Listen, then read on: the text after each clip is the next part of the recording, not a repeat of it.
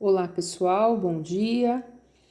Vou explicar para vocês hoje mais uma parte dos conjuntos numéricos. Nós já falamos dos naturais, dos inteiros e dos racionais. Agora é um outro conjunto numérico, os irracionais. Então, indicamos o conjunto dos números irracionais pela letra I. O símbolo dele, então, é o I com um risquinho aqui, tá? Alguns exemplos de números irracionais. Por exemplo, 1,10101010001000 infinito.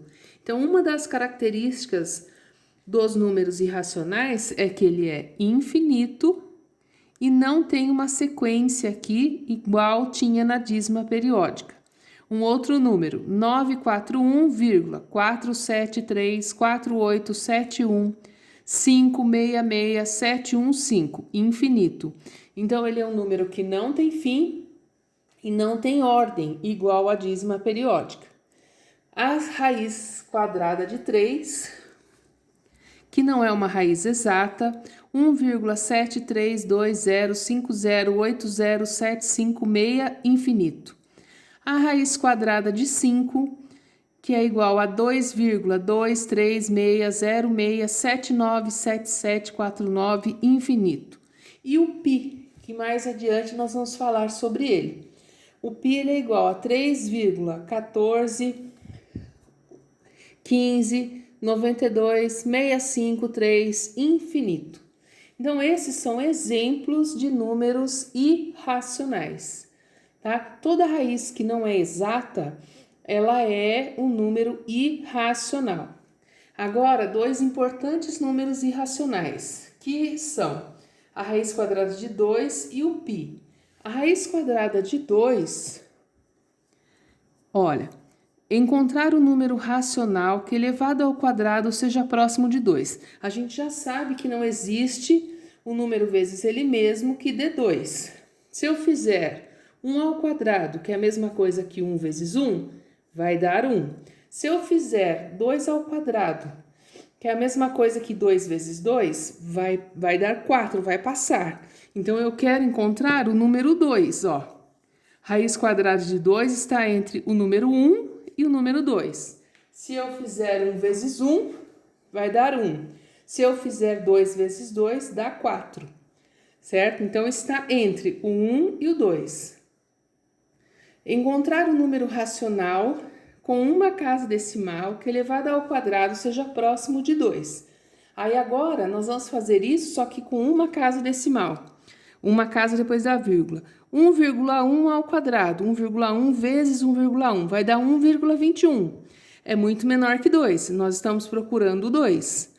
1,2 vezes 1,2, vai dar 1,44. Ainda é bem menor que 2. Agora, 1,3 ao quadrado. 1,3 vezes 1,3 vai dar 1,69. Ainda é menor que 2.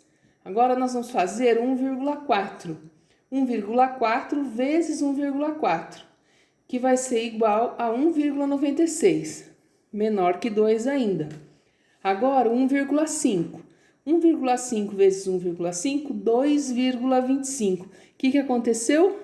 Maior que 2, tá? Então, a raiz quadrada de 2 está agora entre 1,4 e 1,5, porque se eu fizer 1,5 vezes 1,5, vai passar de 2, vai dar 2,25. E assim por diante. Não existe um número exato para a raiz quadrada de 2. Seguindo assim, ou na calculadora, encontramos raiz quadrada de 2, aproximadamente, esse símbolo significa aproximadamente 1,4142 infinito, tá? Tem infinitas casas decimais, os números não se repetem, como nós vimos lá já no começo. Logo, raiz quadrada de 2 é irracional. Todas as raízes que não são exatas, são irracionais. Então, alguns exemplos de raízes que não são exatas. Raiz quadrada de 2, raiz quadrada de 3, raiz quadrada de 5, raiz quadrada de 6, de 7, de 8, de 10, infinito. Então, gente, é assim. O que significa não ser uma raiz exata? É não ter um número vezes ele mesmo que dá o valor. Por exemplo, raiz quadrada de 9 é exato, porque eu tenho 3 vezes 3 igual a 9. Então, a raiz quadrada de 9 é igual a 3. Isso é uma raiz exata. Agora, não existe um número vezes ele mesmo que dê 2, não existe um número vezes ele mesmo que dê 3, e assim sucessivamente. Então, essas raízes, elas não são exatas.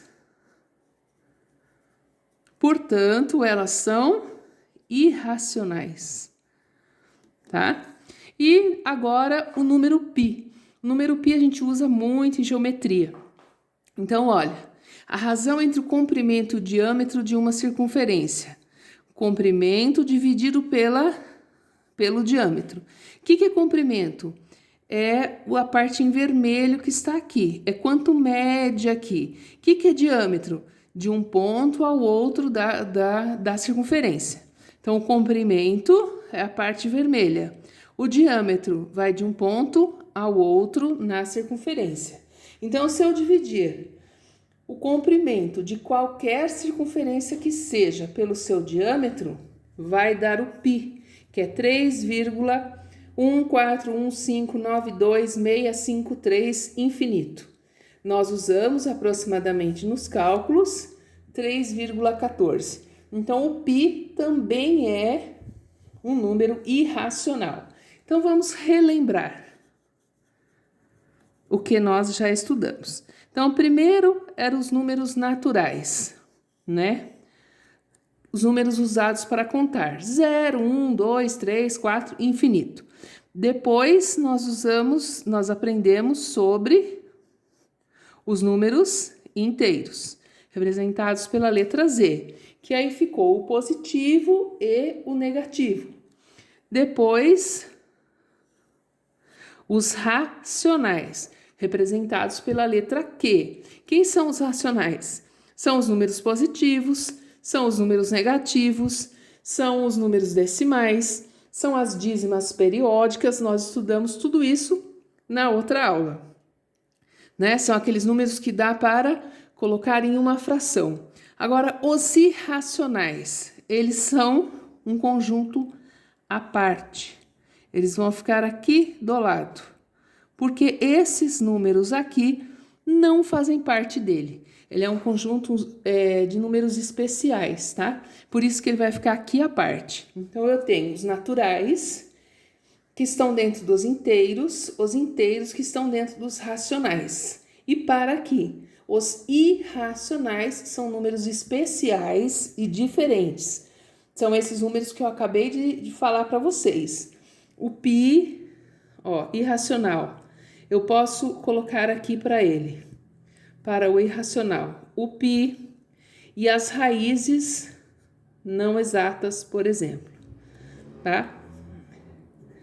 5, 6, infinito. Então, todas as raízes que não são exatas fazem parte, o π e alguns outros números também. Então, olha, ele é um conjunto especial e fica à parte. Eu espero que vocês tenham entendido e que consigam realizar os exercícios.